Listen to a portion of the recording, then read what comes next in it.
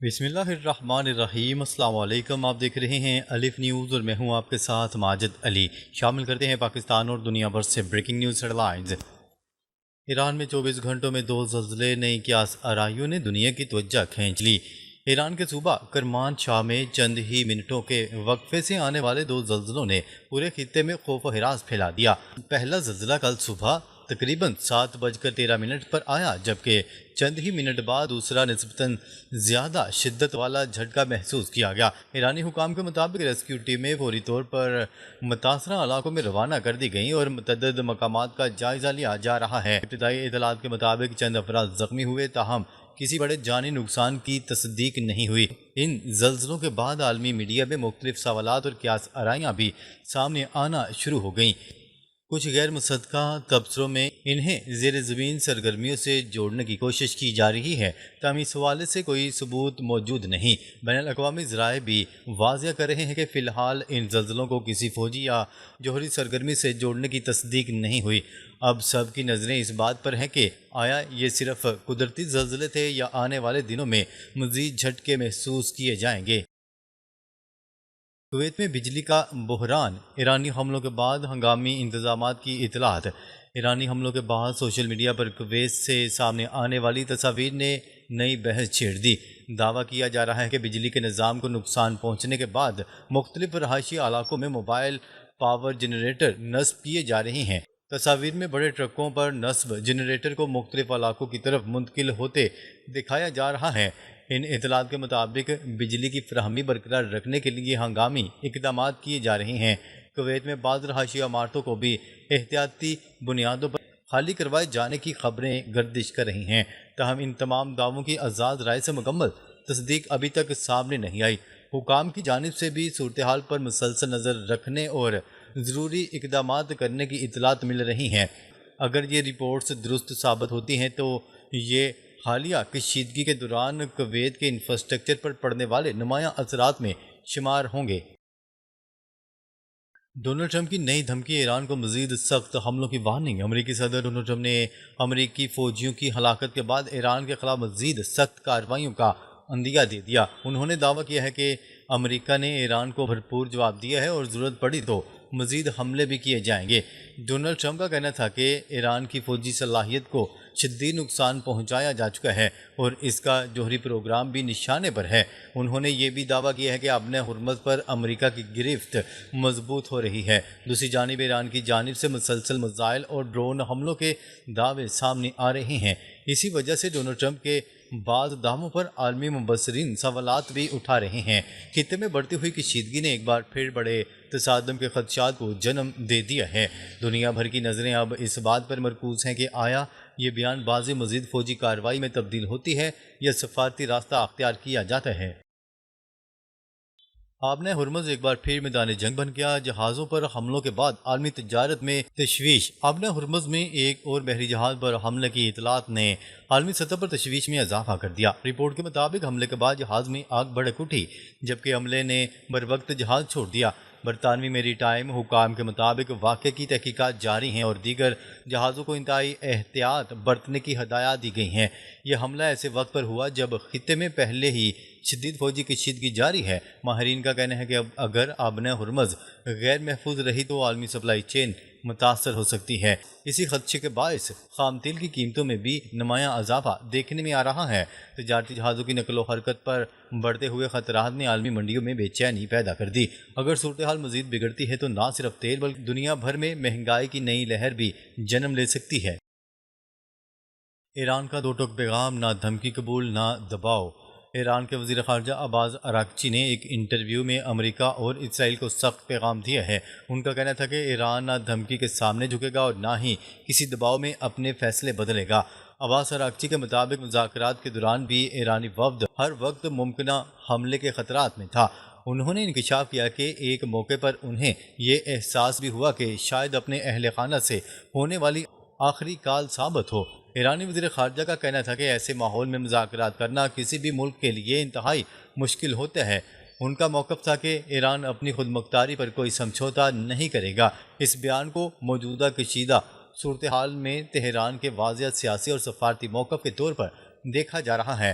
اب دیکھنا یہ ہوگا کہ آنے والے دنوں میں دونوں ممالک مذاکرات کی طرف بڑھتے ہیں یا کشیدگی مزید شدت اختیار کرتی ہے۔ چین اور روس کا ایران کو خفیہ تعاون درست حملوں کی وجہ۔ نیوز رپورٹ کے مطابق ایران کے درست حملوں میں چین اور روس کی مدد کا شبہ ظاہر کیا جا رہا ہے۔ چین کو سستے تیل کی فراہمی کے بدلے ایران کو ٹارگیٹنگ انپٹس اور ٹیکنالوجی مل رہی ہے۔ ایران نے سیز فائر کے دوران $60 بلین مالیت کا تیل چین بھیجا۔ روسی اور چینی سیٹلائٹ سے ایران کو درست نشانہ بازی میں مدد مل رہی ہے۔ امریکہ کے مطابق ایران کی مہارت اچانک بڑھتی جا رہی ہے، جو بیرونی تعاون کی نشاندہی کرتی ہے۔ چین امریکہ کو مصروف رکھ کر بحیرہ ہند اور جنوبی چین سمندر میں فائدہ اٹھانا چاہتا ہے۔ یہ تعاون ایران کی جنگ کو لمبا کھینچ رہا ہے۔ امریکہ اس صورتحال پر نظر رکھے ہوئے ہے۔ کویت میں ایران کا خوفناک میزائل حملہ، پانی اور بجلی کے پلانٹس تباہ۔